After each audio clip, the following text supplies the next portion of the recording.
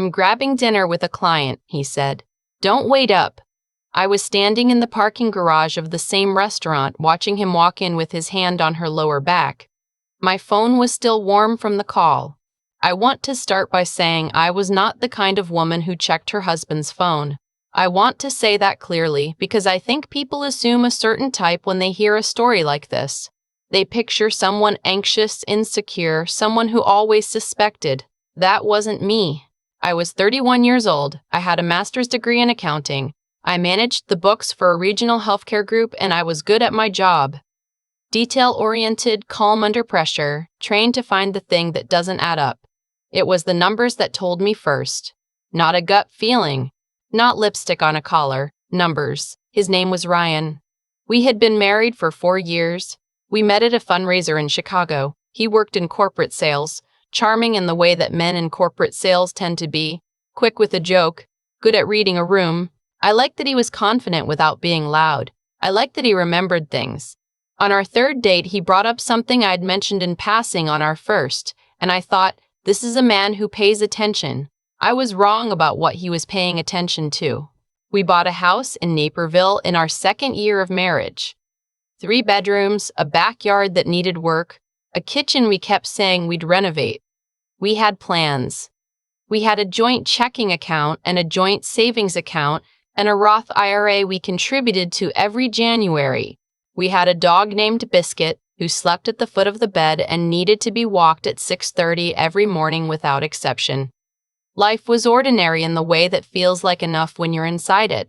The first number that didn't add up was $340. It appeared in our joint checking account on a Tuesday in February as a debit from somewhere listed only as LMR Holdings LLC. I almost scrolled past it. I was reviewing the month's transactions during my lunch break, the way I did every few weeks. Not out of suspicion, but out of habit. It's what you do when you work in accounting. You look at numbers the way other people look at words, automatically without deciding to. I didn't recognize LMR Holdings. Ryan handled some of our shared expenses and I handled others, so it wasn't unusual for charges to appear that I hadn't personally made. I flagged it mentally and moved on. 2 weeks later, $340 again. Same vendor. Then $340 again the following month. I Googled LMR Holdings LLC. Nothing useful came up. A shell result, a registered agent address in Delaware, no website, no reviews, no explanation. I checked the charge date against Ryan's calendar and his work schedule. Each charge fell on a Thursday. Ryan typically had late client calls on Thursdays. He'd mentioned it as a standing thing, a West Coast account, different time zone. I didn't say anything. I filed it. Then in April, I noticed something else. A hotel charge. Marriott, downtown Chicago. $287 on a Wednesday night when Ryan had told me he was at a Cubs game with his colleague from the office. A guy I'll call Greg because I have no interest in attaching real names to people who have no part in this story. Ryan was home by 11. He smelled like beer. He told me the Cubs lost. He told me Greg was becoming unbearable about the designated hitter rule. He was specific and easy, and I believed him because he had given me no reason not to. I looked up the Cubs' schedule the next morning. They'd played at home that Wednesday. The game ended at 9:40. The Marriott charge was time-stamped check-in at 7:15 p.m. You can check into a hotel and go to a baseball game. That's possible. People do things that don't make immediate sense. I know this. I work with numbers, and I know that one anomaly is not a pattern. I did not panic. I did not confront him. I opened a spreadsheet. This is what I mean when I say accounting saved me. Not emotionally, it was already starting to do damage, this quiet accumulation of things that didn't fit.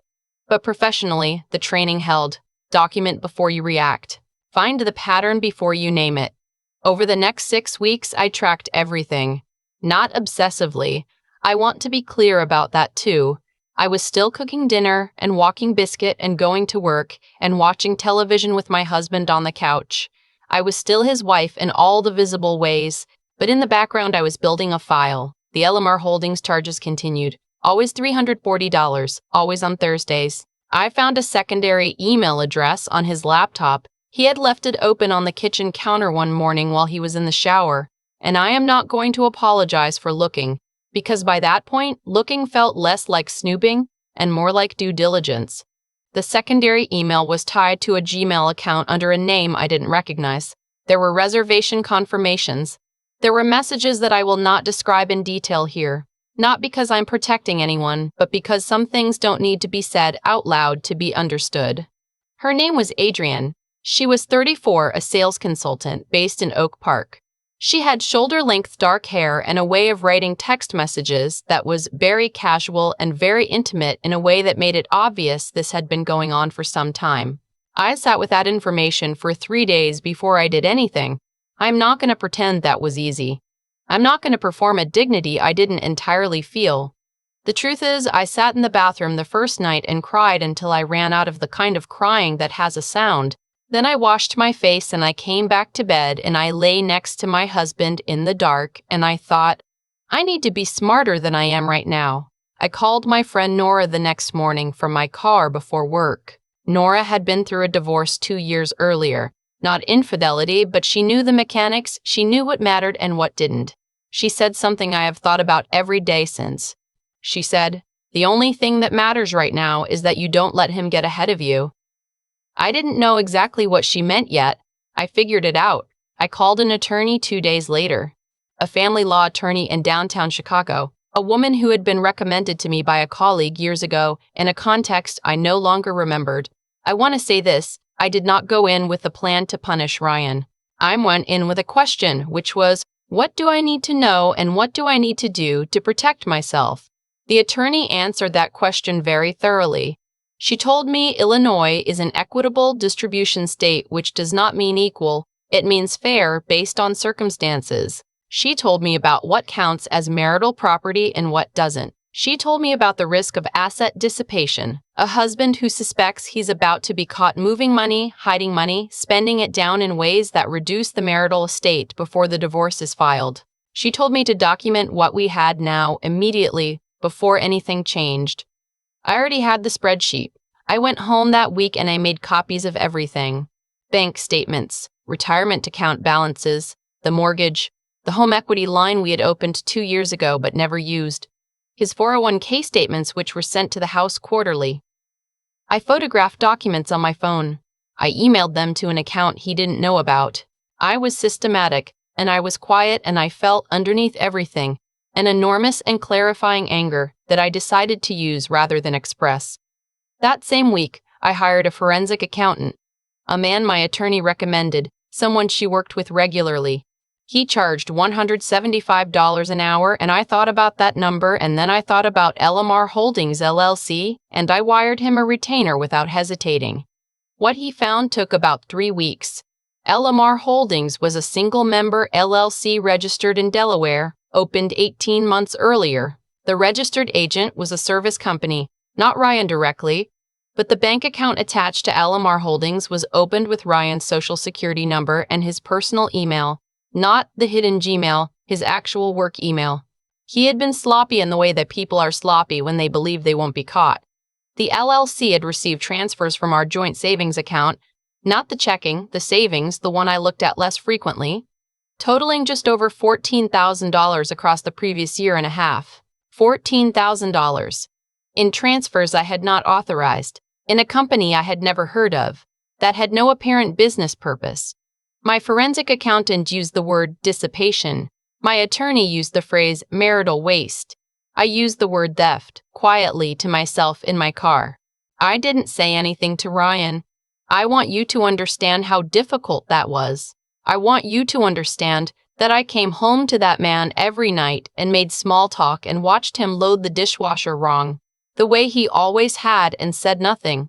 I was building something and I needed time. The Thursday night Nora and I followed him. I want to be honest, it was Nora's idea and I resisted it at first because it felt dramatic in a way that made me uncomfortable, and also because I think some part of me was still hoping I was wrong. That Thursday, he told me he had a client dinner in River North. A colleague's birthday, he said. A small group. Nora drove. I didn't trust myself to drive. We parked on the street half a block from the restaurant he had named. We had been there maybe 20 minutes when they arrived. Adrienne was wearing a green coat. Ryan had his hand on her back as they walked through the entrance, in the particular way you touch someone when they are yours, not as a gesture of politeness, but as a statement. My phone buzzed in my hand. It was Ryan calling. I stared at his name on the screen. I let it ring. He texted 30 seconds later. Dinner's running long. Don't wait up. I took a photo of them through the restaurant window. The photo is not great. It was dark. I was shaking slightly. But you can see him clearly, and you can see her, and you can see his hand. I texted Nora. I have what I need. Let's go. We sat in a diner 2 miles away for 2 hours. I drank coffee I didn't need. Nora ate a piece of pie and didn't ask me how I was feeling, which was the right thing to do. She talked about her cat. She told me a long story about a plumbing issue in her building.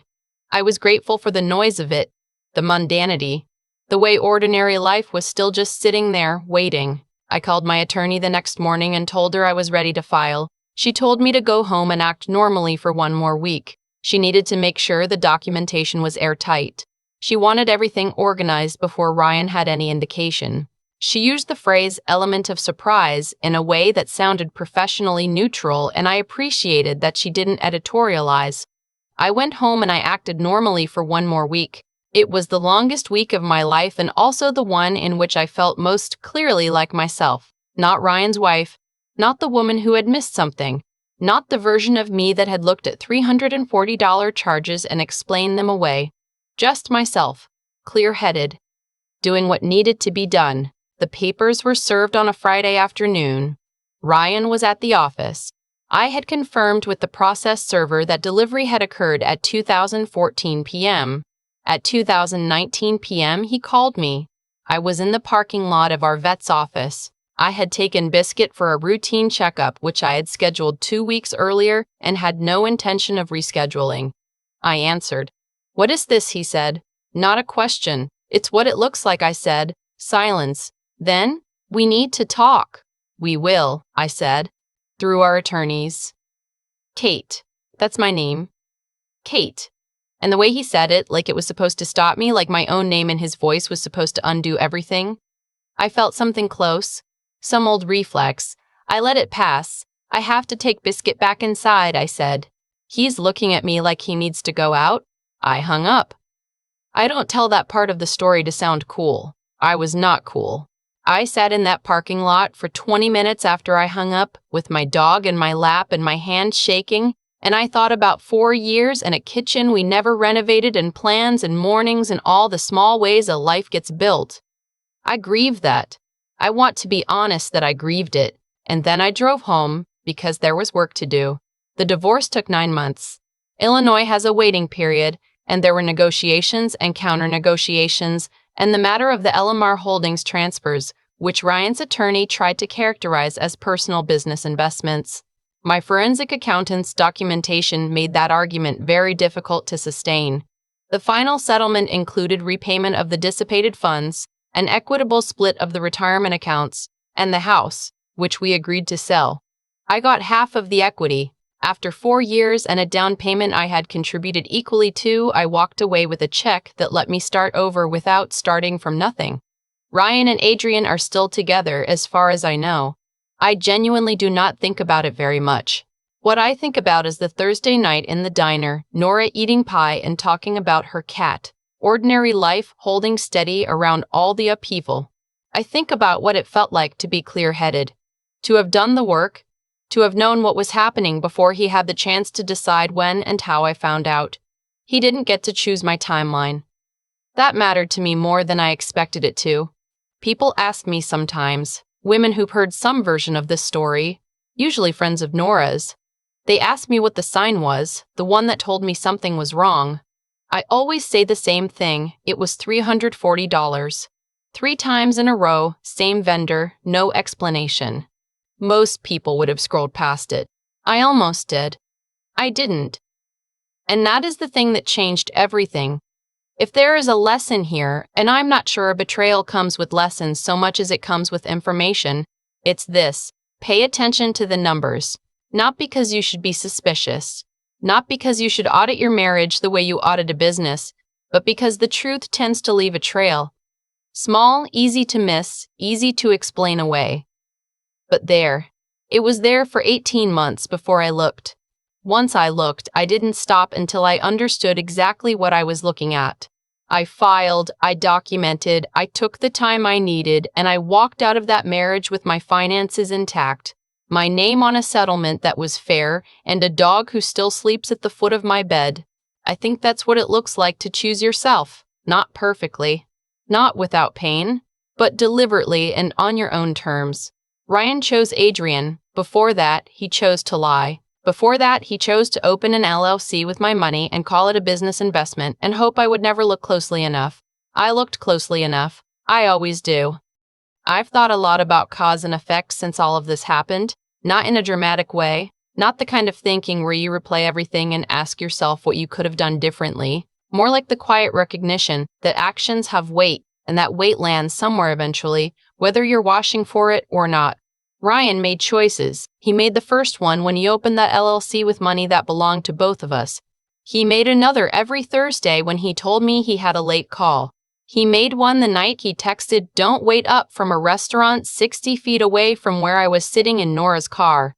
Each one of those choices was its own small cause. The effect was what I found when I finally looked. Not one big betrayal, but a long, careful accumulation of smaller ones, each designed to be invisible. That's the thing about dishonesty. It rarely arrives all at once. It builds. It relies on the other person not looking too closely, not asking the follow-up question, not noticing that $340 appears 3 times in a row from a vendor that doesn't exist in any public record. It relies on trust being used as a blindfold. I don't regret trusting him in the beginning. I think trust given in good faith says something decent about the person giving it. What I learned is that trust isn't the same as inattention. You can love someone fully and still pay attention. You can believe in your marriage and still know what's in your own bank account.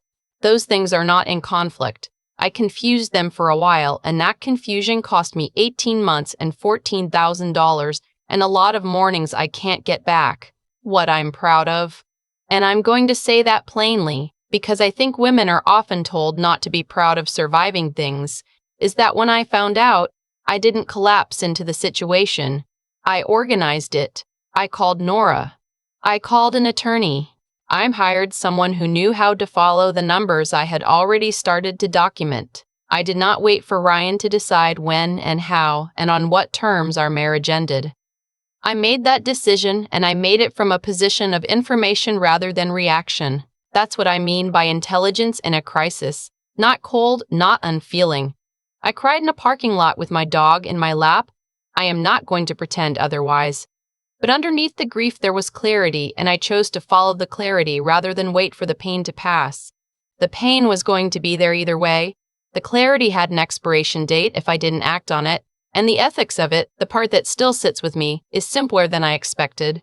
Ryan didn't just betray a marriage. He took money that wasn't only his and moved it somewhere I couldn't see. He treated my inattention as a resource. There's a particular kind of disrespect in that, the assumption that someone who loves you won't look too closely. I think about that when people ask me if I feel guilty for documenting everything, for hiring the forensic accountant, for building the case quietly while life continued around us. I don't feel guilty. I feel like I paid attention to something that deserved attention. I feel like I respected myself enough to act on what I found, rather than explain it away. Nora eating pie. Biscuit sleeping at the foot of the bed. A check that let me start over. That's what looking closely costs. And that's what it's worth.